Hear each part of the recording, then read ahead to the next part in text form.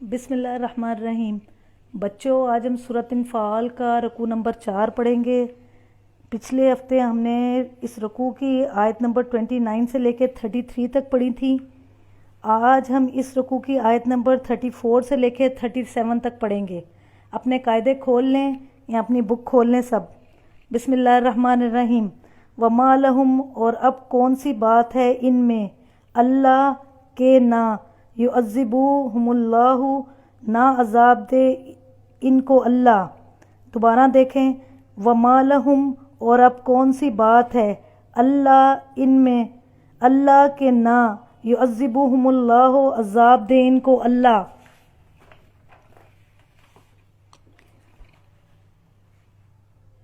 وما ہم، جبکہ وہ، یصدون، روک رہے ہیں، عن المسجد الحرامی، راستہ مسجد حرام کا،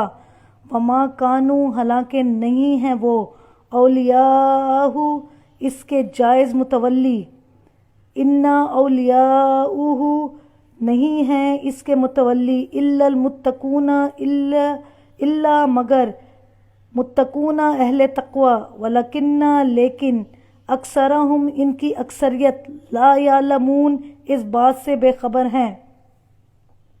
وہم یصدون، جبکہ وہ روک رہے ہیں، عن المسجد الحرامی، راستہ مسجد حرام کا، وما کانوا، حالانکہ نہیں ہیں وہ، اولیاءہ، اس کے جائز متولی، ان اولیاءہ، نہیں ہیں اس کے متولی، الا مگر، الا المتقون، مگر اہل تقوی، ولکن اکثرہم، لیکن ان کی اکثریت، لا یعلمون اس بات سے بے خبر ہیں۔ اب پوری آیت دوبارہ پڑھا رہی ہوں۔ وما لہم الا یعذبوہم اللہ وہم یصدون عن المسجد الحرامی وما کانوا اولیاءہ ان اولیاءہ الا المتقون ولکن اکثرہم لا یعلمون، اور اب کون سی بات ہے ان میں کہ نہ عذاب دے ان کو اللہ، جبکہ وہ روک رہے ہیں راستہ مسجد حرام کا، حالانکہ نہیں ہیں وہ اس کے جائز متولی، نہیں ہیں اس کے متولی مگر اہل تقوی، لیکن ان کی اکثریت اس بات سے بے خبر ہے۔ بچوں، اس آیت کے اندر اللہ تعالیٰ، پہلے آپ وہ، میں پچھلی آیتوں کا تھوڑا سا بتاؤں گی جو پچھلے ہفتے ہم نے پڑھی تھی۔ اس آیت میں اللہ تعالیٰ نے بتایا تھا کہ یہ لوگ جو ہیں حضور صلی اللہ علیہ وسلم کی تعلیمات سے انکار کرتے ہیں، تو ایسے لوگ جو اللہ تعالیٰ کی تعلیمات سے انکار کرتے ہیں ان کے اوپر اللہ تعالیٰ کا عذاب نازل آتا ہے۔ لیکن جب یہ لوگ اللہ تعالیٰ سے عذاب مانگتے تھے تو عذاب آنے کا ایک، انسانوں کے عذاب مانگنے سے اللہ تعالیٰ عذاب نہیں دیتا۔ اس پچھلی آیت میں فرمایا گیا تھا کیونکہ اس میں حضور صلی اللہ علیہ وسلم مکہ میں موجود تھے اور پرہیزگار لوگ مکہ میں موجود تھے، اس لیے اللہ تعالیٰ نے مکہ والوں پہ عذاب نازل نہ کیا۔ بچوں، آج جو ہم آیت پڑھ رہے ہیں اس آیت کے اندر اللہ تعالیٰ فرما رہے ہیں کہ مسجد حرام کے متولی جو ہیں، اللہ تعالیٰ اب اس آیت میں یہ بھی بتا رہے ہیں کہ کون سی بات ہے جو مکہ والوں کے لیے عذاب کے حقداروں کو نہ بنائے۔ وہ یہ سمجھتے تھے کہ ہم مسجد حرام کے متولی ہیں، متولی وہ ہوتا ہے جو اس کی دیکھ بھال کرتا ہے مسجد کی۔ کافر سمجھتے تھے کہ ہم مسجد حرام کے متولی ہیں۔ اللہ تعالیٰ فرما رہے ہیں کہ مسجد حرام کے متولی صرف پرہیزگار لوگ ہو سکتے ہیں، کوئی کافر یا مشرک نہیں ہو سکتا۔ اس آیت کے اندر اس واقعے کی طرف بھی اشارہ ہے کہ جب صلح حدیبیہ کے اندر، واقعہ حدیبیہ کے اندر مسلمان مکہ آئے تھے حج کرنے کے لیے، تو مسلمانوں کو اور حضور صلی اللہ علیہ وسلم کو واپس کر دیا تھا کفار نے، یہ کہہ کے کہ آپ اس سال واپس چلے جائیں اور دوبارہ حج کرنے کے لیے آئے۔ دوسرا ان کا جرم یہ ہے کہ یہ بے وقوف سمجھتے ہیں اور کہتے ہیں کہ ہم ہی متولی ہیں،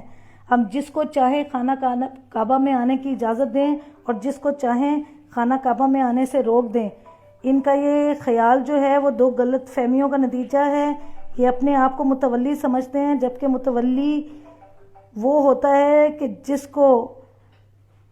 جو خود نیک ہو، پرہیزگار ہو، وہی مسجد حرام کے متولی ہو سکتے ہیں، اس کے علاوہ نہیں۔ اور ان کا تیسرا جرم یہ تھا کہ وہ کفر و شرک کی ان کے اندر گندگی تھی، یعنی اپنے اعمال جو عام انسان کی سطح سے گر کر برے اعمال کرتے تھے، اور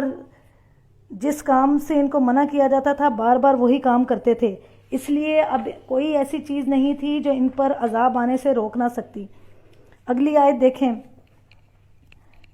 وما کانا صلاتہم، نہیں اور نہیں ہوتی ان کی نماز،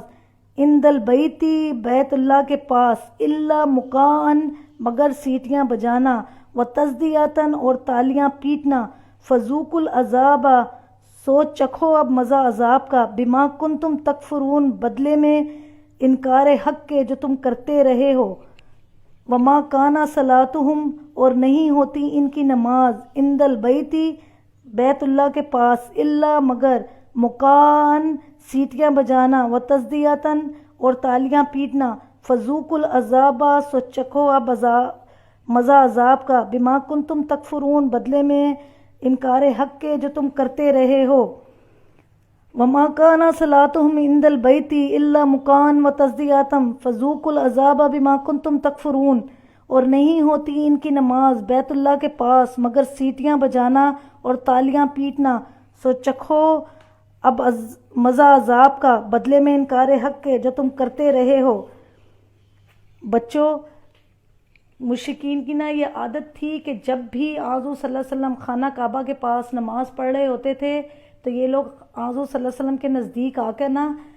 یا تو سیٹیاں بجانا شروع کر دیتے تھے اور یا تالیاں زور زور سے پیٹنا شروع کر دیتے تھے۔ ان کا مقصد یہ ہوتا تھا کہ حضور صلی اللہ علیہ وسلم کی توجہ اپنی نماز سے ہٹ جائے، اور جب کوئی مسلمان ان سے کہتا تھا کہ تم لوگ یہ کیا کر رہے ہو تو وہ کہتے تھے کہ ہم تھوڑی ہیں، مکان ایک پرندہ ہے مکہ میں جس کی آواز جو ہے وہ سیٹی کی طرح کی ہوتی ہے۔ یہ لوگ کہتے تھے ہم تھوڑی سیٹیاں بجا رہے ہیں، یہ تو وہ پرندہ بول رہا ہے جس کی آواز تمہیں سنائی دے رہی ہے، ہم تو حضور صلی اللہ علیہ وسلم کو ان کی عبادت سے نہیں روک رہے، بلکہ یہ وہ پرندہ ہے جس کی آواز کی وجہ سے ان کی نماز میں خلل آ رہا ہے۔ تو یہاں پر اس واقعے کی طرف ذکر کیا گیا ہے کہ یہ لوگ مسلمانوں کو اور حضور صلی اللہ علیہ وسلم کو مسجد حرام کے باہر یا مسجد حرام میں نماز پڑھنے سے روکنے کے لیے تالیاں پیٹتے تھے اور سیٹیاں بجاتے تھے۔ تو اللہ تعالیٰ فرما رہے ہیں کہ اپنے ان اعمال بد کے بدلے میں اب تم عذاب کا مزہ چکھو، یعنی جو تم کرتے رہے ہو، مسلمانوں کو تنگ کرتے رہے ہو، جو سب کچھ کرتے رہے ہو حضور صلی اللہ علیہ وسلم کے ساتھ، اب تم اس عذاب کا مزہ، ان غلطیوں کے بدلے میں اب عذاب کا مزہ چکھو۔ اگلی آیت دیکھیں، ان الذین کفروا، یقیناً وہ لوگ جنہوں نے حق کا انکار کیا، ینفقون، وہ خرچ کرتے ہیں، اموالہم، اپنے مال، لیصدوا، تاکہ روکیں لوگوں کو، عن سبیل اللہ، اللہ کی راہ سے، فسینفقونہا، سو ابھی اور مال خرچ کرتے رہیں گے وہ، ثم، پھر آخر کار، تکونو، ہو جائیں گی یہی کوششیں، علیہم، ان کے لیے، حسراتن، باعث حسرت، ثم یغلبون، پھر یہ مغلوب ہو جائیں گے۔ ان الذین کفروا، یقیناً، ان الذین، یقیناً وہ لوگ، کفروا، جنہوں نے حق کا انکار کیا، ینفقون، خرچ کرتے ہیں، اموالہم، اپنے مال، لیصدوا، تاکہ روکیں لوگوں کو، عن سبیل اللہ، اللہ کی راہ سے، فسینفقونہا، سو ابھی اور مال خرچ کرتے رہیں گے وہ، ثم تکونو، آخر کار ہو جائیں گی یہی کوششیں، علیہم، ان کے لیے، حسرتاً، باعث حسرت، ثم یغلبون، پھر یہ مغلوب ہو جائیں گے۔ ان الذین کفروا ینفقون اموالہم لیصدوا عن سبیل اللہ فسینفقونہا ثم تکون علیہم حسرتاً ثم یغلبون، یقیناً وہ لوگ جنہوں نے حق کا انکار کیا وہ خرچ کرتے ہیں اپنے مال تاکہ روکیں لوگوں کو اللہ کی راہ سے، سو ابھی اور مال خرچ کرتے رہیں گے وہ، آخر کار ہو جائیں گی یہی کوششیں ان کے لیے باعث حسرت، پھر یہ مغلوب ہو جائیں گے۔ بچوں، اس آیت کے اندر غزوہ بدر کے واقعے کی طرف کا ذکر ہے، جب ابو سفیان نے کفار مکہ کو خط لکھ کر کہا تھا کہ مسلمان میرے قافلے کو لوٹنے والے ہیں تو آپ میری مدد کے لیے آؤ۔ مشرکین مکہ کے 12 سرداروں نے مل کر ایک لشکر 10,000 کا لشکر تیار کیا تھا کہ مسلمانوں کے خلاف غزوہ بدر میں وہ لڑ سکیں۔ آپ کو پتہ ہے کہ مسلمانوں کی تعداد غزوہ بدر میں صرف 313 تھی اور کفار کی تعداد 1000 تھی۔ ان مکہ کے سرداروں نے ان کفار کے کھانے پینے کا، ان کے لیے لاتے ہر خریدنے کا، ہر طرح کا انتظام کیا تھا۔ اس آیت میں اللہ تعالیٰ یہی فرما رہے ہیں کہ ان لوگوں کا انجام کیا ہوگا۔ انہوں نے اپنا اتنا مال جمع کیا، اتنا مال لگایا ان لوگوں کے اوپر، لیکن اللہ تعالیٰ نے اس کے باوجود کفار کو یہ غزوہ بدر کے اندر شکست دی، اور مسلمانوں کو کم تعداد اور کم سامان حرب کے باوجود فتح حاصل ہوئی۔ اس آیت میں اللہ تعالیٰ یہی فرما رہے ہیں کہ تم جتنا مرضی مال جمع کر کے مسلمانوں کے مقابلے کے لیے آؤ، یہی جمع کیا ہوا مال آخر میں تمہارے لیے حسرت بن جائے گا۔ حسرت بن جائے گا یعنی تمہیں افسوس ہوگا کہ ہم نے اتنا مال لگایا اور اس کے باوجود بھی ہم جنگ نہ جیت سکے۔ اس لیے یہاں پر حسرتن کا لفظ استعمال ہوا ہے کہ تم جتنا مرضی مال خرچ کر لو، جب تم جنگ میں ناکام ہو جاؤ گے تو تمہیں افسوس ہوگا کہ ہم نے یہ سب کیوں کیا، ہمیں تو پھر بھی اس جنگ میں شکست ہی ہوئی۔ اگلی آیت دیکھیں بچوں،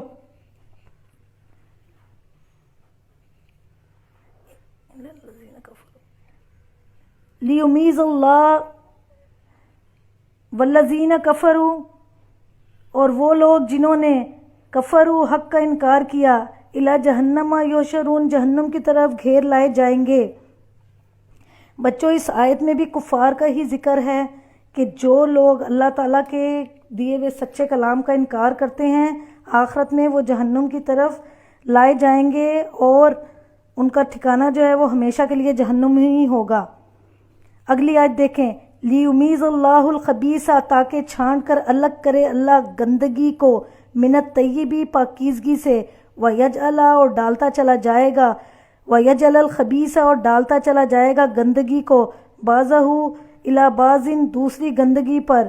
فیرکموہ، پھر ڈھیر بنا دے گا، جمیعاً اس سارے کا، فیجعلوہ، پھر پھونک دے گا اسے، فی جہنم، جہنم میں، اولئک، یہی لوگ ہیں، ہم الخاسرون، جو خسارہ اٹھانے والے ہیں۔ لیمیز اللہ الخبیث، تاکہ چھانٹ کر الگ کرے اللہ گندگی کو، من الطیب، پاکیزگی سے، ویجعل، اور ڈالتا چلا جائے، ویجعل الخبیث، اور ڈالتا چلا جائے گندگی کو، بعضہ، دوسری گندگی پر، علی بعض، دوسری پر، فیرکموہ، پھر ڈھیر بنا دے، جمیعاً اس سارے کا، فیجعلوہ، پھر پھونک دے اسے، فی جہنم، جہنم میں، اولئک، یہی لوگ ہیں، ہم الخاسرون، جو خسارہ اٹھانے والے ہیں۔ بچوں اس آیت میں اللہ تعالیٰ نے پچھلے والے واقعے کی طرف ہی، غزوہ بدر کے واقعے کی طرف ہی دوبارہ ذکر کیا ہے کہ آخرت کے اعتبار سے ان لوگوں کا انجام جو ہے وہ بہت خراب ہوگا۔ اللہ تعالیٰ کفار کے اعمال خبیثہ کی وجہ سے اور مسلمانوں کے اعمال طیبہ کی وجہ سے ان کو نجات دے گا۔ اللہ تعالیٰ مومنوں کے پاک اعمال اور کافروں کے برے اعمال کو ایک طرف اکٹھا کر دے گا، اور کافروں نے جو ساری زندگی اعمال بد کیے ہیں ان کو ایک جگہ اکٹھا کر دیا جائے گا، اور آخرکار اس کا انجام کیا ہوگا کہ ان کو اپنے اگلے اور پچھلے سارے گناہوں کی پاداش میں جہنم میں ڈال دیا جائے گا، اور وہ ہمیشہ اس جہنم کے اندر رہیں گے، اور یہی ان کا ہمیشہ کے لیے ٹھکانہ ہوگا، کیونکہ انہوں نے ساری زندگی جو ہے اللہ کے احکامات کو ٹھکرایا اور ہمیشہ برے کام کرتے رہے، اس لیے ان کا ٹھکانہ جہنم ہے۔ بچوں اب میں آپ کو اس رکوع کے الفاظ معنی پڑھا رہی ہوں، اپنی بک میں دیکھیں۔ یثبتو، وہ قید کر دیں گے، اساطیر الاولین، پہلوں کی کہانیاں، مکان، سیٹیاں، تصدیتاً، تالیاں، فیرکموہ، وہ جمع کرے اسے۔ دوبارہ سنیں، یثبتو، وہ قید کر دیں، اساطیر الاولین، پہلوں کی کہانیاں یا پہلے لوگوں کی کہانیاں، مکان، سیٹیاں، تصدیتاً، تالیاں، فیرکموہ، وہ جمع کریں اسے۔